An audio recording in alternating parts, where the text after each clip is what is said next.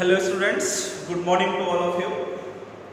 आगे डिस्कस करते हैं मैथ्स का जो टॉपिक हम लोग पढ़ रहे थे अलजेब्रा, उसी में हम लोग ने दो टॉपिक पढ़ लिए थे, कौन से क्वाड्रेटिक इक्वेशन और बायनोमियल एक्सप्रेशन। ठीक है, अब हम लोग बायनोमियल थ्योरम डिस्कस हो गया था, उसी में आगे लॉगरिथम आज देखते हैं, लॉग का पोर्शन लॉगरिथम और सीरीज है ना, ये थोड़ा सा टॉपिक देखते हैं।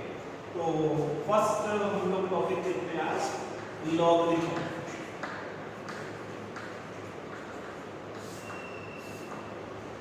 लॉगरिथम लॉग यूज करते हैं। लॉगरिथम क्या है? लॉगरिथम एक कैलकुलेशन इजी करने का मेथड है।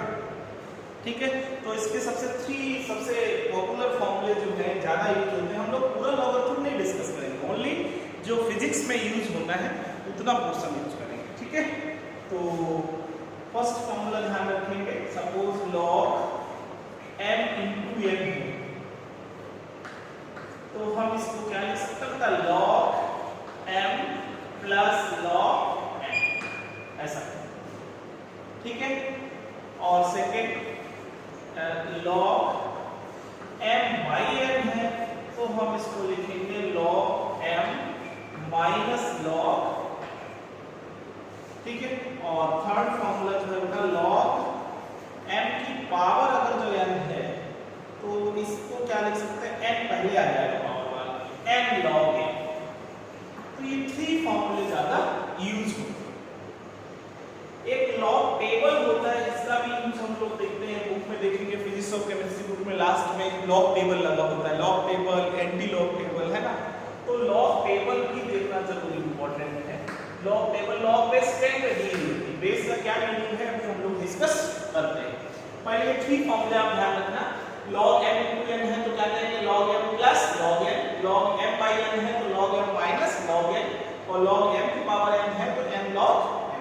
ठीक है बेटा, अब जैसे हम कोई भी एक एग्जांपल ले लेते हैं। ठीक है, सपोज हमने क्या किया, एक एग्जांपल ले लिया, y इज इक्वल टू 8 की पावर 27 है सपोज।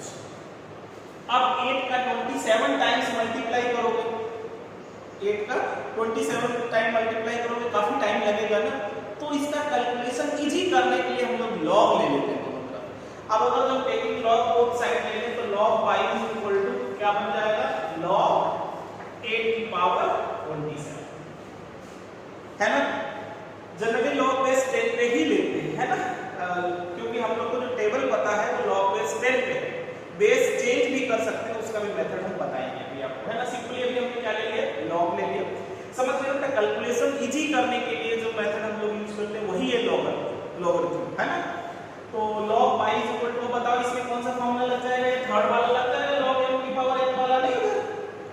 तो log y is equal to 27 बाहर आ जाएगा और log 8, और 8 को तो हम फिर लिख सकते हैं क्या? 2 का क्यूब।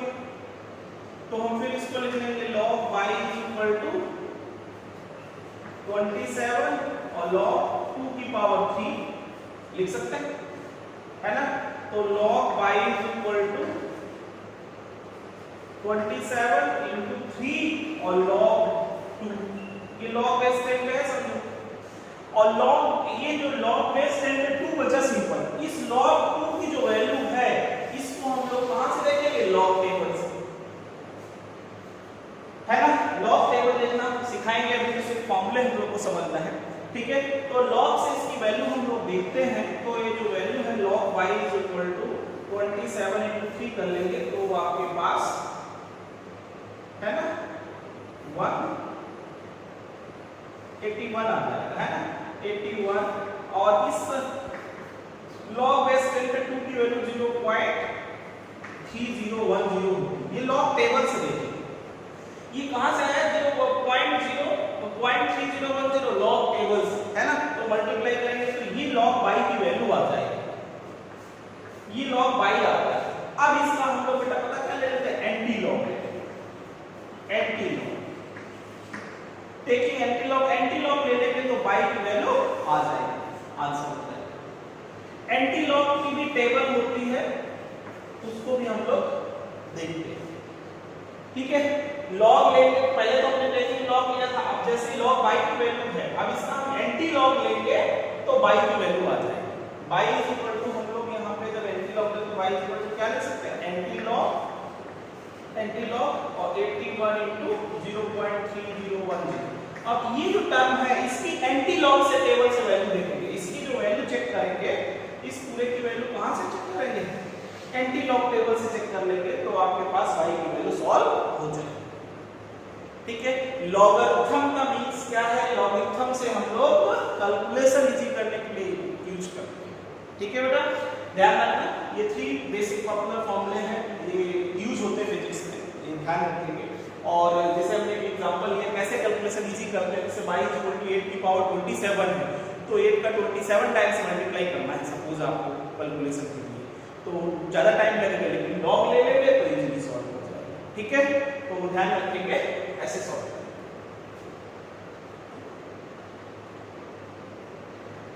और देखो तो लॉग टेबल भी होता है, तो ध्यान रखेंगे एंटी लॉग टेबल भी होता है, लॉग टेबल भी होता है और क्या होता है एंटी लॉग टेबल। और ये टेबल जो दी होती है बुक में, ये लॉग बेस 10 पे है, बेस का क्या मीनिंग है ये भी ध्यान रखना, थोड़ा बेस भी देखते हैं, है ना।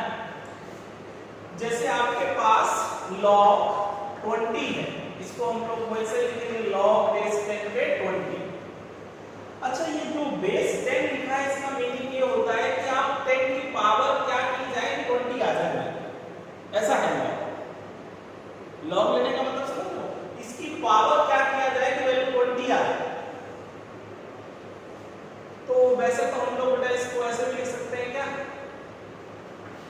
log बेस 10 पे 2 into 10, तो हम इसको कौन सा फॉर्मूला लगा सकते हैं बताओ, ये फर्स्ट वाला log m into n वाला, तो क्या लिख सकते हैं log बेस 10 पे 2 और प्लस log बेस 10 पे 10, तो बेटा log 20 की जो वैल्यू है वो कितना आ जाएगा, log बेस 10 पे 2 बता चुके थे हम, log बेस 10 पे 2 की वैल्यू कितना आता था बताओ 0.3010, और log बेस 10 पे 10 की वैल्यू क्या आ जाती है 1।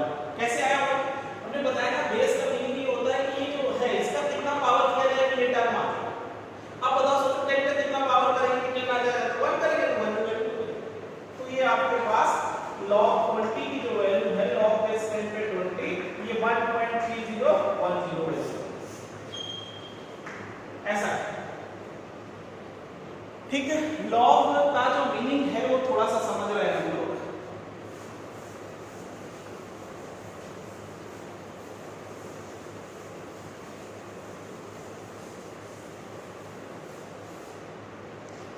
मेट्रिकल पे इतनी फॉर्मूले याद रखिए। ठीक है बेटा, अब इधर देखो, अब पता है लॉग बेस 10, लॉग जैसे एग्जांपल बेस का मीनिंग क्या है, लॉग का मीनिंग क्या है वो थोड़ा समझते हैं, है ना। लॉग बेस 2 पे सपोज 4 लिखा है, तो ये बताओ कितना आएगा, तो इसका मतलब 2 की पावर क्या होनी चाहिए कि 4 आ जाए, तो 2 की पावर 2 को तो 4 आ जाए। ठीक है, अब जैसे आपके पास log बेस 3 है मान लो, तो यहाँ पे 9 है, तो 3 की पावर क्या करना चाहिए 9 हो जाए तो 3। सपोज मान लो log की पावर यहाँ पे बेस 5 है और 125 लिखा हुआ है, तो वैल्यू फिर 3 आ जाएगी। 5 की क्या पावर करनी चाहिए कि आ जाए, ऐसा है सिंपल। ध्यान रखो, जैसे ये जो आपके पास कोई टर्म है, सपोज मान लो x की power y equal to z है, तो इसको log में कैसे लिखेंगे, x की power y equal to z है ना, तो बेटा इसको हम log में लिखेंगे, तो log इसी को है ना, log जो बेस है इसको x बेस की जगह पे, और ये यहां आ जाएगा z और ये इसके बराबर, ऐसे भी लिख सकते हैं। ठीक है, अब जैसे आपको एक एग्जांपल के तौर पे इसी में सपोज मान लो आपके पास 2 की पावर 6 की वैल्यू जो है, सपोज मान लो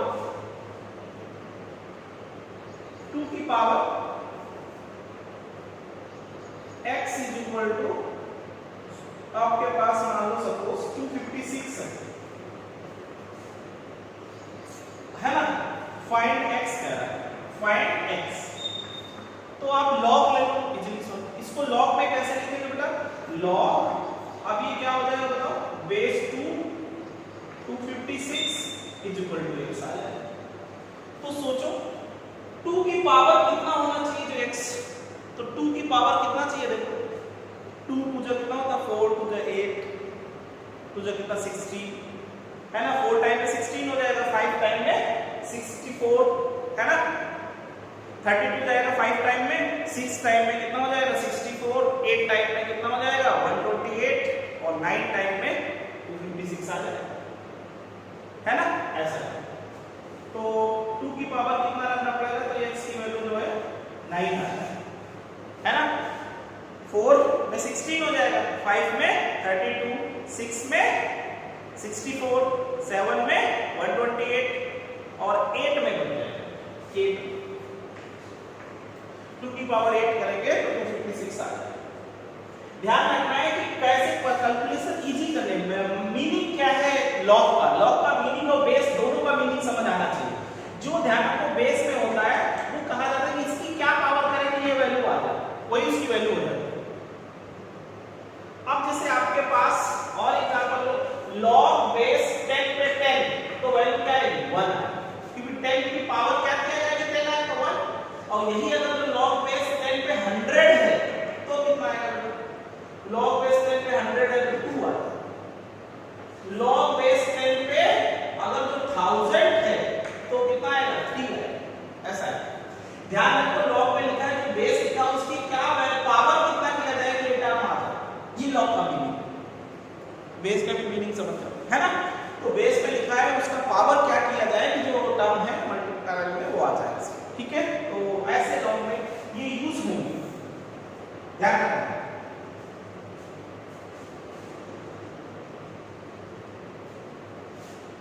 ठीक है, तो क्लियर हुआ बेटा। लॉग में बेस का क्या मीनिंग है, जैसे बेस 2 लिखा है तो ये ध्यान रखो, ये जो बेस में लिखा होता है इसकी क्या पावर की जाए कि ये वैल्यू आ जाए, ऐसा होगा। ये बेस में है तो इसकी क्या पावर करेंगे ये आ जाएगा, वही वैल्यू हो जाएगी इसकी। ये बेस है इसका क्या है कितनी पावर की जाएगी ये आ जाएगा, वही वैल्यू हो जाएगी, ऐसा है लॉग, ठीक है। कोई कैलकुलेशन है x की पावर y z, इसको लॉग में कैसे लिखेंगे, तो जो बेस है जो पावर इसकी होता है ना उसको बेस में लिख लेंगे, ये वैल्यू यहां जाएगी, ये पावर इधर आ जाएगी, ठीक है। तो ध्यान रखिए।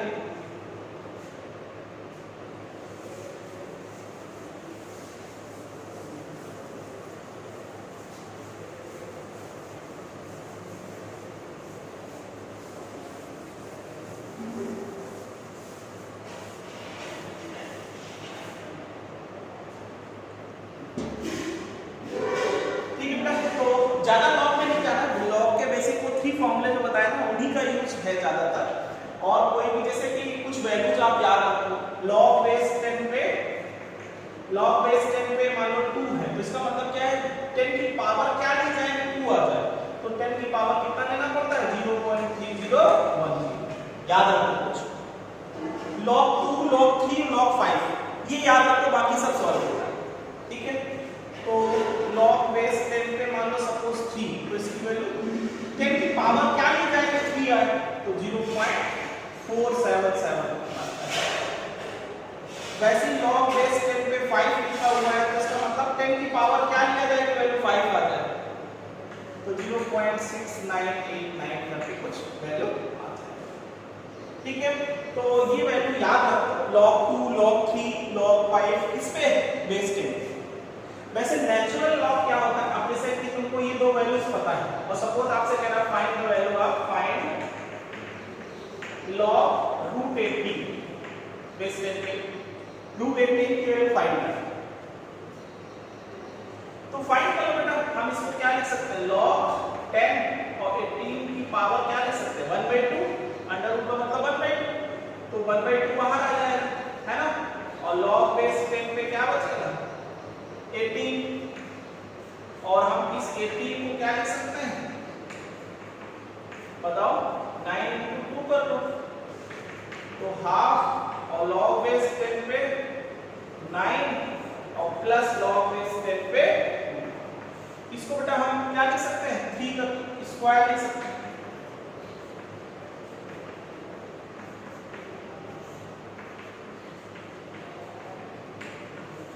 तो बेटा हम इसको ऐसे लिख सकते हैं 2 log बेस 10 पे 3 और प्लस log बेस 10 पे, तो ठीक है ये आपके पास 2 इंटू लॉग बेस 3 पे 0.4771 और प्लस 0.3012। तो ऐसे सॉल्व कर लेते हैं, ठीक है। ऐसे ही यूज होता है। log 2, log 3, log 5 इनकी वैल्यू जो है टेबल से देखना पड़ता है और पूरी टेबल एग्जाम में नहीं देते। जैसे क्वेश्चन सॉल्व करना होता है तो हम लोग को जिसकी वैल्यू रिक्वायर्ड होती है वो देगा। जैसे log बेस 10 पे 2 दे देगा, 3 दे देगा, 5 दे देगा, आप क्वेश्चन सॉल्व, ठीक है। तो वो बेसिक 3 फॉर्मूले याद रखते हैं, है ना। अब थोड़ा नेचुरल लॉग किसे कहते हैं? नेचुरल लॉग, नेचुरल लॉग में बेटा लॉग बेस e लिया जाता है। e को कहते हैं एक्सपोनेंशियल। बेस क्या लेता है? e, और लॉग बेस e पे मान लो x, ये e होता है एक्सपोनेंशियल, और इसकी जो वैल्यू है वो 2.7 होती है अप्रोक्सीमेट। e की वैल्यू जो है अप्रोक्सीमेट 2.7 याद रखना। अब सोचो e की पावर 2.7 है, तो जब भी कभी ऐसा है तो आप इसको पता क्या लिख सकते हो? 2.303। अब ये किसमें बदल जाएगा? log बेस 10 पे। ऐसा log बेस e है तो log बेस e को log बेस 10 में चेंज करने के लिए क्या करते हैं? 2.303 से मल्टीप्लाई करते हैं, ठीक है बेटा। तो ध्यान रखना, इसे log बेस e पे 10 लिखा हुआ है ना। अब इसको आप 2.303, अब ये log बेस 10 पे बदल दें तो log बेस 10 पे 10 की वैल्यू 1 हो जाती है, तो 2.303, तो वैल्यू 2.303 ही आती है। ध्यान रखेंगे log बेस e को log बेस 10 पे बदलना है तो इसे मल्टीप्लाई करना पड़ता है 2.303 से, ठीक है। क्वेश्चन मान लो log बेस e पे है लेकिन हमें तो वैल्यू किससे पता होती है? बेस 10 पे। तो चेंज करना है तो 2.303 से मल्टीप्लाई करते हैं।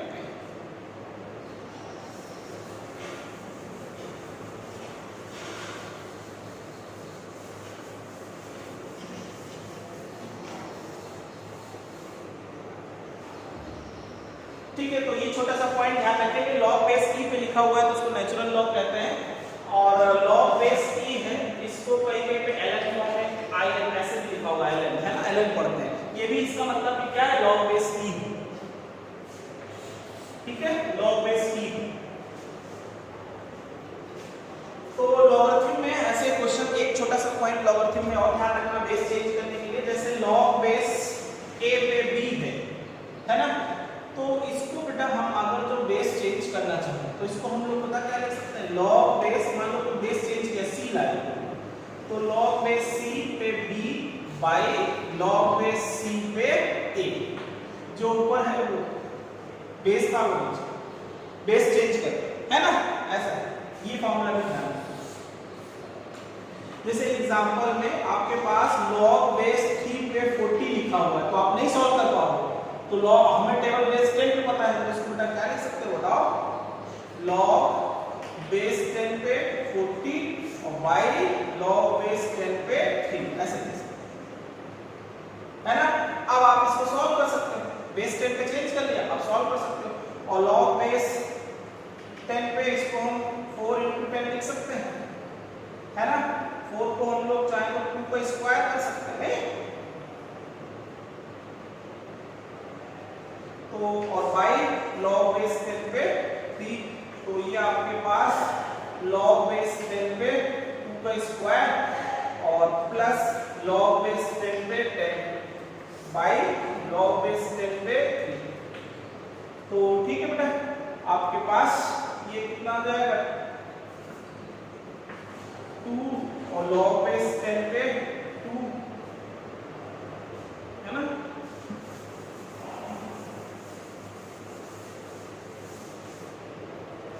और प्लस log बेस 10 पे 10 की वैल्यू तो 1 हो जाएगी बाय log बेस 10 पे 3।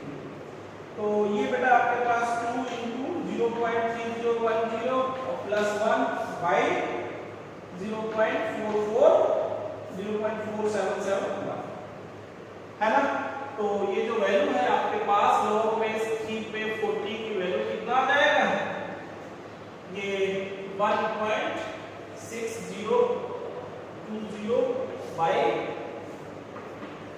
बाई 0.477 ऐसे सॉल्व कर लेंगे आप। ठीक है, ध्यान रखना लॉग बेस a पे b है और आपको बेस चेंज करना है, किसी का भी कोई भी बेस हो तो चेंज करने के लिए कैसे, तो थर्ड बेस लेके आपने मान लो c में बदल दिया दोनों को, log c जो ये ऊपर और बेस वाला नीचे। ठीक है, तो log बेस 3 पे 40 था, हमें log बेस 3 पे वैल्यू पता नहीं होती, किसको पता होती, log बेस 10 पे, तो log बेस 10 पे बदल लेंगे हम इसको, है ना। तो कितना ध्यान रखना है लॉगरिथम का, लॉगरिथम का एक फॉर्मूला ये याद रखना है, बेस चेंज करने वाला, और 3 टोटल 4 यूज करने हैं, और log base 2, log base 3, log base 5 ये 3 वैल्यू याद रखना। ठीक है, log base 2, log base 3, log base 5, हालांकि गिवन होता है क्वेश्चन में जब भी कभी यूज होगा, लेकिन फिर भी याद रखो, कैलकुलेशन इजी हो जाएगा। लॉगरिथमिक का फिजिक्स के ज्यादा यूज केमिस्ट्री में होता है ना, तो दोनों में हेल्प करेगा, तो आप उसको जो है लर्न कर लो, है ना। इतना ही पढ़ना है लॉगरिथमिक का, तो मैथ फिजिक्स में यूज होता है, बाकी नहीं। ठीक है,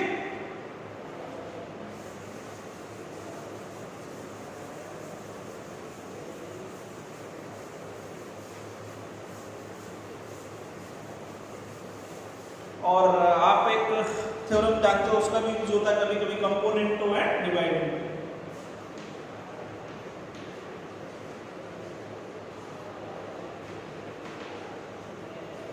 कंपोनेंटो एंड डिवाइडेंटो आप सभी को पता है, जैसे p by q is equal to a by b है, तो इसी को हम लोग क्या लिख सकते हैं बेटा बताओ, p plus q by p minus q is equal to a plus b by a minus b।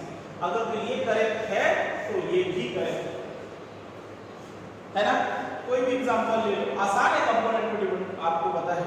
तो जैसे सपोज मान लो 1/2 है, इधर मान लो आपके पास 3/6, तो करके देखो तो 1 + 2 by 1 - 2 is equal to 3 + 6 by 3 - 6।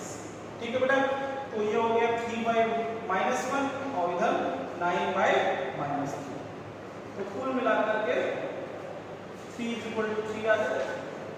आ गया कि नहीं? तो कंपोनेंट और डिवाइडेड ये तो इजी है कॉन्सेप्ट, ये भी याद रखेंगे, इसका भी यूज होता है फिजिक्स में। अब हम लोग सीरीज की बात करें। सीरीज जो है दो यूज होती है आपके पास, अरिथमेटिक प्रोग्रेशन और geometrical progression. First series use होता है arithmetic progression,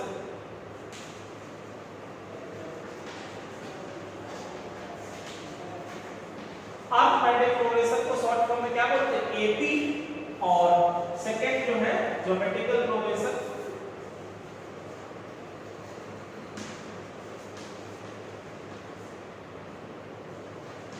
geometrical progression GP. ठीक है, दो यूज होते हैं, अरिथमेटिक प्रोग्रेशन और ज्योमेट्रिकल प्रोग्रेशन। तो देखते हैं अरिथमेटिक प्रोग्रेशन।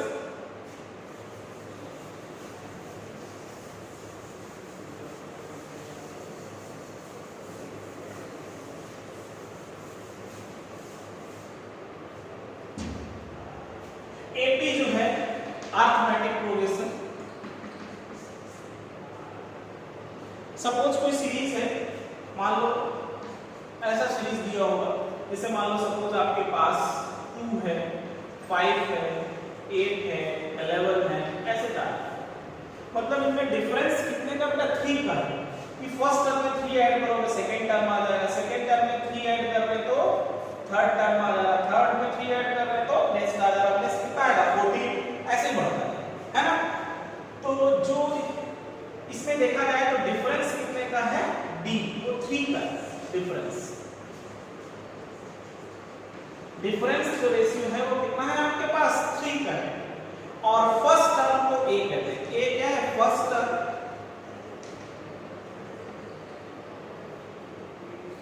फर्स्ट टर्म ए = 2b, है ना। आप इस सीरीज को ऐसे लिख सकते थे जैसे 2, 2 + 3, 2 + 2 × 3, है ना, और 2 + 3 × 3, अब नेक्स्ट 2 + 3 है ना, 4 × 3, ऐसे जाएगा। आप इसका जनरल फॉर्मूला बना सकते हैं for nth term, nth nth term निकालने का फॉर्मूला जो है वो आपके पास आ जाएगा nth टर्म पर a plus n minus 1 into d, nth term निकालने का। जैसे मान लो आपको थर्ड टर्म पता है 8 है, थर्ड इससे निकालो थर्ड टर्म, तो 8 फॉर जैसे एग्जांपल हम थर्ड टर्म निकालें, तो थर्ड टर्म कैसे निकालेंगे? a कितना है 2 प्लस 3 माइनस 1 और d कितना है 3, तो 2 प्लस 2 इंटू 3 तो 2 प्लस 6 क्या 8 आ जाएगा। ऐसा nth टर्म निकालने का फॉर्मूला जो यूज होता है ये ध्यान रखना है। nth टर्म निकालने का फॉर्मूला क्या होता है? a plus n minus 1 into d। अब n टर्म तक का समेशन का फॉर्मूला पूछता है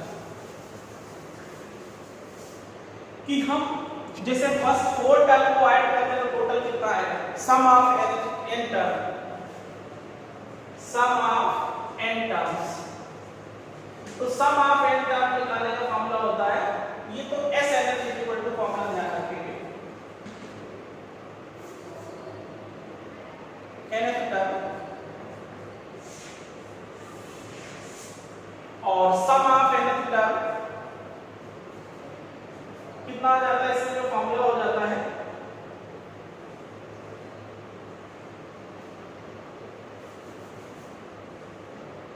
ठीक है, सम ऑफ nth टर्म फाइंड करना है आपको, तो n by 2 और 2a plus n minus 1 into d, ये फॉर्मूला यूज करते हैं। ठीक है बेटा, कितना यूज करेंगे ये। आप एग्जांपल जैसे इसी में ले लो, sum of first 4 term, sum of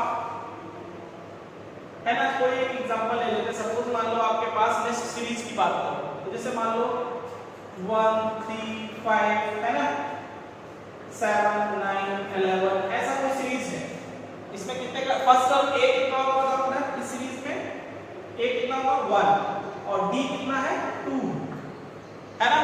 तो अब आपसे कह रहा है find ninth term,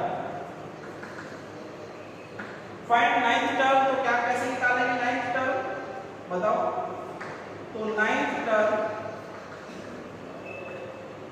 a plus n minus 1 into d, तो a कितना है 1 प्लस 9 माइनस 1 इंटू d कितना 2, तो 1 प्लस 8 इंटू 2, ठीक है बेटा, तो कितना हो जाएगा 1 प्लस 16 मतलब 17 आएगा। नेक्स्ट टर्म क्या आएगा? नाइन्थ टर्म 17 आएगा। आप देख लो 1 2 3 4 5 6 7 क्या होगा 13, 8 क्या होगा 15 और 9 क्या आएगा 17 ही आएगा। और सम ऑफ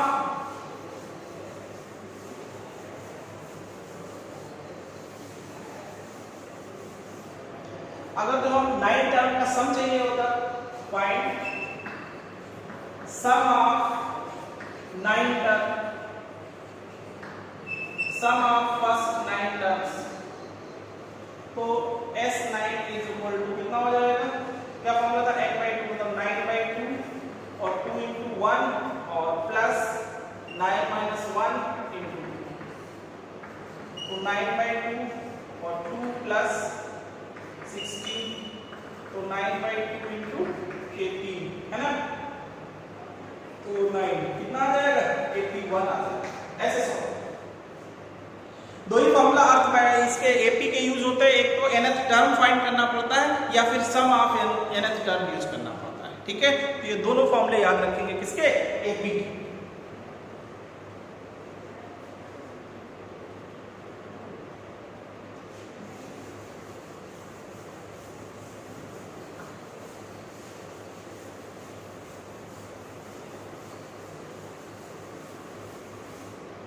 ठीक है, सिमिलर है बेटा ज्योमेट्रिकल मीन जीपी, उसमें डिफरेंस एक कॉमन डिफरेंस होता था, जो डी था एपी में जो डी था इसको हम लोग कहते थे कॉमन डिफरेंस, कॉमन डिफरेंस है ना। अब यहाँ पे जीपी की बात कर रहे हैं, तो जीपी में भी एक कॉमन रेशियो होता है, मल्टीप्लाई करना पड़ता है। फर्स्ट टर्म में मल्टीप्लाई करेंगे वो टर्म तो सेकंड आ जाएगा, सेकंड में मल्टीप्लाई करेंगे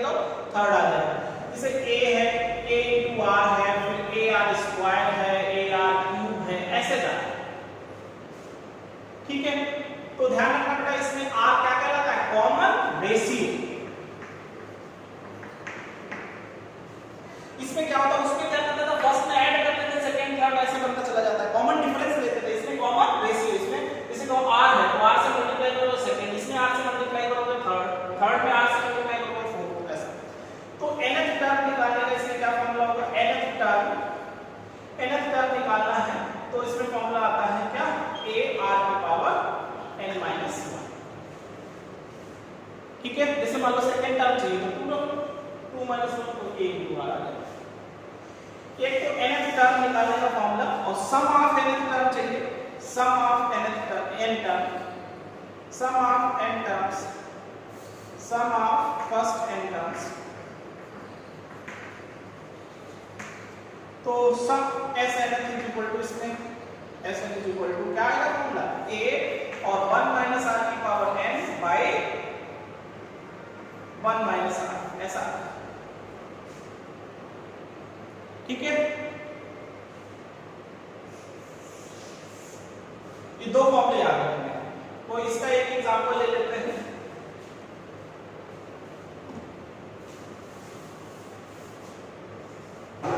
सपोज आपके पास एक सीरीज है 2 into 6 into, इसमें मान लो 3 कॉमन रेशियो ले लें, तो 3 से मल्टीप्लाई करेंगे 6, इसमें 3 से मल्टीप्लाई करो 18, 54, ऐसे जा रहा है।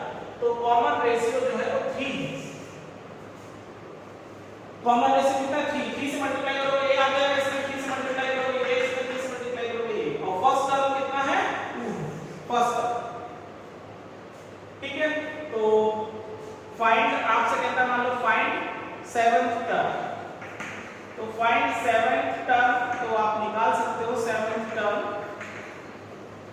इज इक्वल टू a और r माइनस 1, तो a कितना है 2 और r कितना है 3 और 7 माइनस 1, तो 2 into 3 की पावर 6, तो 2 into, ठीक है, 3 3 जा 3 कितना होता है 9, 3 जा 27, 3 जा 81, 3 जा कितना बन जाता है 243, और 243 into 3 आ जाएगा, है ना। तो ऐसा निकाल सकते है ना 7th टर्म। और sum of, find sum of first 3 terms, तो Sn is equal to a 1 minus r की power n by 1 minus r, तो a कितना है 2, 1 माइनस r कितना था 3 की पावर 3 और बाय, ठीक है, यहाँ पे 1 माइनस 3, तो कितना बन जाएगा 2, 1 माइनस कितना 27 और बाय माइनस 2, तो 2 minus 26 bye minus 2, minus minus cancel 13, तो कितना आ जाएगा 26 है ना 26, ऐसा है। आप करके देख लो, 8 है 8 इसमें ऐड कर लो 26 आ जाएगा। तो ये दो फॉर्मूले याद रखने हैं, एक जीपी के और 2 ही फॉर्मूले किसके याद रखने थे, जीपी के। ठीक है, तो ये सीरीज वाला पोर्शन कंप्लीट हो जाएगा। अब हम लोग थोड़ा सा इसमें क्या पढ़ाएंगे, ट्रिपल। ठीक है, आज के लिए